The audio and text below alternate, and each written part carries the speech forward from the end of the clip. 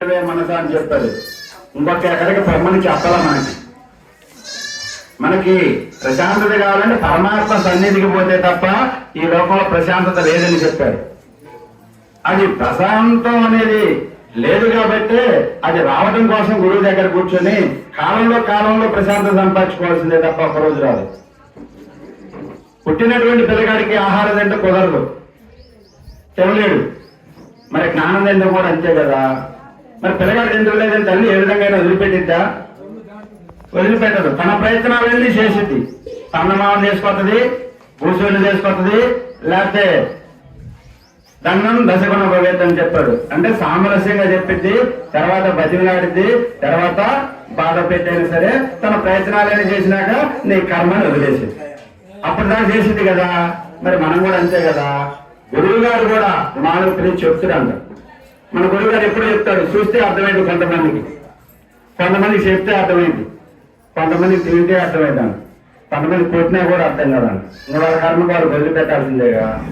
అంటే కర్మ, భక్తి, జ్ఞాన, వైరాగ్యం అని చెప్తాడు. ఈ యొక్క కర్మ అనేది మనకు అందరికీ అర్థమైపోయింది. పని చేసుకోవటమే కర్మ అని మనం అందరం చేసుకున్నాం. పుట్టిన కానీ సత్యదా చేస్తూనే ఉన్నాం.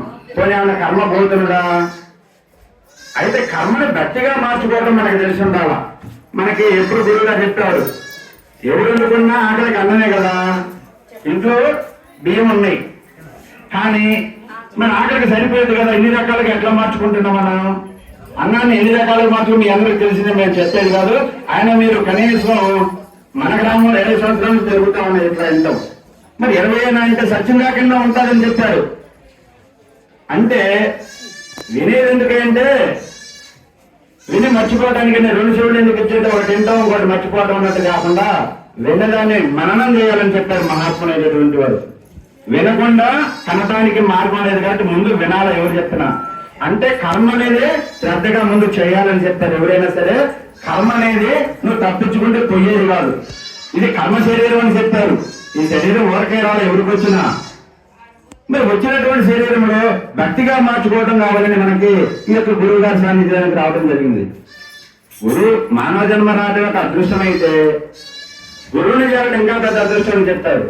మానవ జన్మంగా రాగిన మహాత్ములు కాల ఎవరు, కొన్ని గురువుని చేరంగా కూడా కాల. మరి వాళ్ళు చెప్పినట్టు ఆచరించి నడిస్తే కాలంలో అయ్యారే తప్ప ఒక్కరోజుగా ఎవరు కాల. ఇప్పుడు వండిన వంటంతా మరి ఒక్కలే తినగలమా? మరి సిద్ధయ్య గారు తినడు కదా, మరి మనం ఎందుకు తినలేకపోతున్నాం? ఒక్కరోజు అయితే తినలేము, కాలంలో అయితే ఇవన్నీ మనమే తిన్నామని అనిపించింది. ఒక తినే కొన్ని తరిగిపోయేటటువంటిది ఏంటంటే ధనం. పంచే కొన్ని తరిగిద్ది, తినే కొన్ని అయిపోద్ది. జ్ఞానధనం మాత్రం అయిపోయేది కాదని చెప్పారు మహాత్మైనటువంటి వారు. అందుకని దేహ పోషణ కాదు తింటూ ఆత్మ పోషణకి పరమార్థాన్ని ఎవరైతే చేస్తూ గురు సేవగా మార్గంగా చేస్తారో వాళ్ళ జన్మ ఉత్తమమైనట్టుగా చెప్తారు. అందులో ఆ కాలంలో వచ్చినటువంటి వారు గురు సాంప్రదాయంగా గురు మార్గం ద్వారా మాత్రమే తప్ప ఈ ప్రపంచంలో ఇంకో మార్గం లేదని చెప్తారు. ఈ ప్రపంచంలో ఏదైనా మార్గం ఉన్నదంటే ఒక గురు సంప్రదాయంగా. అందుకే పెద్దలు చెప్తారు, అర్జునాలు చెప్తాడు, కృష్ణ పరమాత్మ చెప్పాడు. ఎవరైనా ముందున్నటువంటి వాడు కృష్ణ పరమాత్మ దేవుడిని అనుకున్నా మరి ఆయనకంటే ముందున్న వాళ్ళు ఉన్నారు అని చెప్తారు. దీనికి మనకి సుబ్బయ్యదాసు గారు చెప్పారు, పెద్దలు చెప్పిన బుద్ధి పెరుగులేని సత్తి, జ్ఞానం ఎరుగునటువంటి శుద్ధి, నిరర్ధకవయ్య కేశవ అని చెప్పారు. మరి ఈ పద్యాన్ని ఎన్నిసార్లు చెప్తున్నానంటే నాకు తెలియదు, నేనే చాలా సార్లు చెప్తాను. మరి గురువు గారు ఎన్నోసార్లు చెప్తుంది. పోనీ ఇంకేమైనా చెప్తే వచ్చాను కదా, పోనీ చెప్పబడి మనం చెప్పమంటారా? ఎన్నిసార్లు చెప్పుకున్నా మన జీవితానికి మనం అన్వయం చేసుకుని ఈ లోకంలో పెద్దలు ఎవరైతే ఉన్నారో వాళ్ళు చెప్పినట్టుగా నడవాల్సిందే తప్ప ఇంకో మార్గం లేదని చెప్పారు. అందుకనే ఆయన భక్తుల్లో చల్లగా చేయ కృష్ణ అని చెప్పేసి పేర్కొన్నారని చెప్పారు. ప్రపంచంలో ఎక్కడ జరిగినా ఒట్టిదేనాయా, భక్తుల్లో కనుక జరిగితే పేచి లేదని చెప్పారు. ఈ ప్రపంచంలో ఎక్కడ జల్లాలంటే భక్తుల్లో జల్లాలని చెప్పారు. కర్మ భక్తిగా మారాలి. ఇప్పుడు ఏం చెప్పారు? మనం భక్తుల్లో చల్లాలి కదా. ఇప్పుడు మన గ్రామంలో ఉంటే మరి ఒక్కొక్కరు మంచోళ్ళు అంటారు, ఒకరు చెప్పరోళ్ళు అంటారు.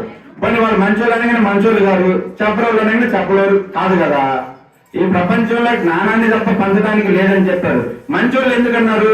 వాళ్ళకి ఏదో రకంగా శరీరంతో కానీ ధన రూపంగా కానీ లేకపోతే సేవ రూపంగా కానీ ఏదో మేలు జరిగితేనే మంచోళ్ళు అని చెప్పారు. ఇప్పుడు నాకంటే మా మామగారు మరి అందరికీ పెద్దోడు కాదు, చాలా మందికి తెలిసే ఉండొచ్చు. ఆయన ఏ విధంగా జీవన విధానం నడిచిందో అందరికీ తెలిసే ఉండదు. అయినా మరి ఆయన గురించి ఎలాగ ఒక్కొక్కరు ఒక్కొక్క మాటగా చెప్తుంటే మరి నిజమే కదా, చేసిందే చేయకుండా చపాతి కాలేదు కదా. మరి ఇది మనం ఎప్పుడు చేయాలా, ఎట్లా చేయాలనేది మన ప్లానింగ్ ఉండాలని చెప్పాడు. జీవనంలో పని చేయడానికి మనం ఆలోచిస్తున్నాం, మరి దేహ పోషణకి మన సంపాదన కోసం ఆలోచిస్తున్నాం, ఆరోగ్యం కోసం ఆలోచిస్తున్నాం. ఆరోగ్యంగా ఉండి ఆనందంగా పరమాత్మను చేరుకోవడానికి ఎందుకు ఆలోచించరు? జీవనంలో ఉదయం పోయి సాయంత్రం కష్టపడి పని చేస్తున్నాం కదా, మరి సరిపోయింది కదా. సంవత్సరానికి ముందే రేపేం ఏం పని చేయాలో మనం ఆలోచిస్తున్నాం. పిల్లగానే చదివిస్తే భవిష్యత్తు గురించి ఆలోచిస్తున్నాం, పని చేస్తే లాభాల గురించి ఆలోచిస్తున్నాం. మరి భక్తుని గురించి ఆలోచించాలి కదా. కర్మ ఎటు చేయాల్సింది ఎవరైనా చేస్తూనే ఉన్నాం. చిన్న సేవకాల నుంచి పెద్ద ఏనుగు దాకా చేయకుండా ఏమన్నా ఉంటున్నాయా మనం చూస్తూనే ఉన్నాం అన్ని జీవరాశులు. కొన్ని మనం ఏమన్నా చేయకుండా ఉంటున్నా, శరీరం సాధికాక మేలకుండా మనసు కర్మ చేస్తూనే ఉంది. మరి ఎవరికన్నా అర్థమైందా? కర్మ ఎట్లా చేస్తుంది, ఎప్పుడు చేస్తుంది? శ్వాస పెంచడం కూడా కర్మేనని చెప్పాడు. కర్మ బంధం కాకుండా ఉండాలని మనం నేర్చుకోవాలని చెప్పాడు. తామరాకు నేలలోనే ఉంటుంది, నేలను అంటకుండా ఉంటుంది. మనం కూడా సంసారంలో ఉండి దాన్ని అంటకుండా ఉండే విధాయకం గురు మార్గంగా తెలుసుకోవాలని చెప్పాడు. మరి గురువు గారికి సంతానం ఉంది, ఎలాగ అమ్మగారు చెప్పారు. కొన్ని సంతానం అడ్డం వచ్చిందా? అడ్డం వచ్చి పోలేడు కదా. కొన్ని అడ్డం రాలేదా? వచ్చింది. ఆయన అనుగ్రహం ఉంటే వాటంతటా అయ్యో తొలగిపోతాను.